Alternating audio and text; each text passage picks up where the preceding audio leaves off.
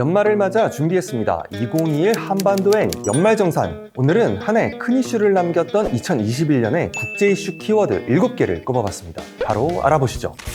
첫 번째는 바로 신냉전입니다. 2021년은 조 바이든 미국 대통령 취임 이후에 미국과 중국의 경쟁이 심화한 한 해였는데요. 미국이 협의체 쿼드와 오커스 등을 구성하며 중국 봉쇄에 나섰고 중국도 동맹을 규합하면서 반발했습니다. 대만 해협을 두고 중국의 공격 가능성이 불거지며 긴장이 고조되더니 이번에는 러시아의 우크라이나 침공설이 나오는 상황. 패권국과 새로운 강대국 사이 전쟁을 피할 수 없다는 투키디데스의 함정을 피하기 위해 2022년 양국이 과연 어떤 가드레일을 설정해 나갈지 관심이 쏠립니다. 두 번째 키워드는 바로 백신 또는 백신 접종을 뜻하는 단어입니다. 코로나 정말 끝이 안 보이죠. 심지어 올해는 델타, 오미크론과 같은 변이 바이러스까지 나온 가운데 각국에서는 백신 접종을 더욱 독려했는데요.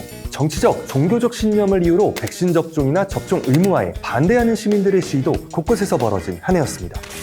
세 번째 키워드, 기후위기입니다. 올해 세계 곳곳에서 이어졌던 태풍과 폭우, 폭설과 같은 이상기후, 지구온난화에 따른 기후위기는 이제 미래 세대의 문제가 아닌 우리의 문제라는 지적인데요. 하지만 11월 열린 유엔기후변화협약 당사국 총회 특별 정상회의가 제한적 성과에 그치는 등 국제사회는 통일된 대응을 하지 못하고 있는 상황. 내년에는 획기적인 해법이 나올 수 있을지 주목됩니다. 네 번째는 무관중 도쿄올림픽입니다. 코로나19의 확산으로 2020년 예정됐던 도쿄올림픽이 올해 7, 8월 열렸는데요. 일부 종목을 제외하면 관중 입장이 허가되지 않았고 선수들도 제한된 시설만 이용할 수 있었습니다. 성공적 올림픽 개최를 코로나 극복의 상징으로 삼겠다는 일본의 꿈은 결국 현실이 되지 못했지만 선수들이 써낸 드라마는 여전한 감동을 줬습니다.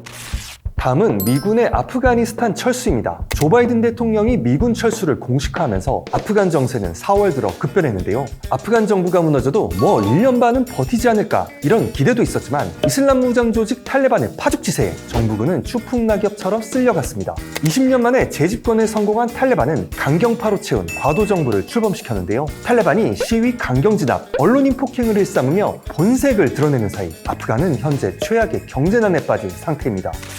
여섯 번째 키워드는 공급망 재편과 인플레이션입니다. 올해 초 반도체 부족 사태로 시작된 공급망 혼란이 공산품 전반으로 퍼지며 전 세계적 인플레이션 상승세를 이야기하고 있습니다. 코로나19 재확산에 공장 가동과 화물 운송이 차질을 빚은 반면 그동안 억눌려왔던 수요가 상품으로 쏠리고 있는데요. OECD에 따르면 회원국의 소비자 물가 상승률은 지난해 12월 1.2%에서 올해 10월 5.2%로 크게 뛰어올랐습니다.